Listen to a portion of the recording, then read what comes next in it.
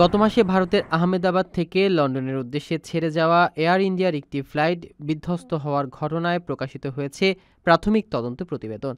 এতে উঠে এসেছে একাধিক চাঞ্চল্যকর তথ্য, যা এই ভয়াবহ দুর্ঘটনার পেছনে সম্ভাব্য কারণ নিয়ে নতুন প্রশ্নের জন্ম দিয়েছে। প্রতিবেদনে বলা হয়েছে, উড্ডয়নের মাত্র ৩ সেকেন্ড পরই বোয়িং 787 ড্রিম লাইন উড়োজাহাজটির দুটি ইঞ্জিনের জ্বালানি সুইচ একসঙ্গে চালু অবস্থা থেকে কাট অফ অবস্থায় চলে যায়। ফলে ইঞ্জিনের জ্বালানি সরবরাহ বন্ধ হয়ে যায় এবং মুহূর্তের মধ্যেই উড়োজাহাজটির গতি দ্রুত হ্রাস পায়। কিছুক্ষণের মধ্যেই সেটি নিচের দিকে নামতে শুরু করে এবং ভয়াবহভাবে ভূপাতিত হয়। ভয়াবহ এই দুর্ঘটনায় ২৬০ জন যাত্রী সবাই নিহত হন। ককপিটে পাইলটের ভয়েস প্রতিবেদনে জানানো হয়, ককপিট ভয়েস রেকর্ডারে শোনা যায় একজন পাইলট অপর পাইলটকে প্রশ্ন করছে, তুমি কেন জ্বালানি বন্ধ করলে? জবাবে অপরজন বলেছেন, আমি তো জ্বালানি বন্ধ করিনি।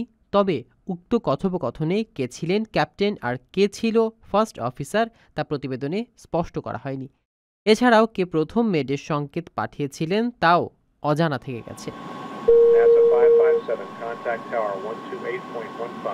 বিমানটি কিভাবে কাট অফ অবস্থায় চলে গেল সে বিষয়ে তদন্ত এখনও নিশ্চিত কোনো ব্যাখ্যা দিতে পারেনি।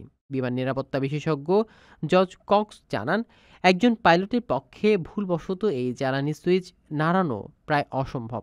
সুইচগুলো সহজে নাড়ানো যায় না এবং কাট অফ হয়ে গেলে ইঞ্জিন সঙ্গে সঙ্গে বন্ধ হয়ে যায়।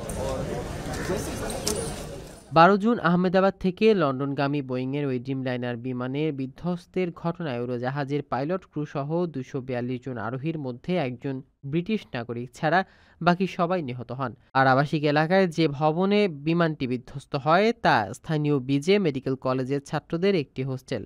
ওই সময় হোস্টেলের ক্যান্টিনে অনেকে দুপুরের খাবার খাচ্ছিলেন। সব মিলিয়ে ওই দুর্ঘটনায় অন্তত ২৯৪ জনের মৃত্যু হয়েছে।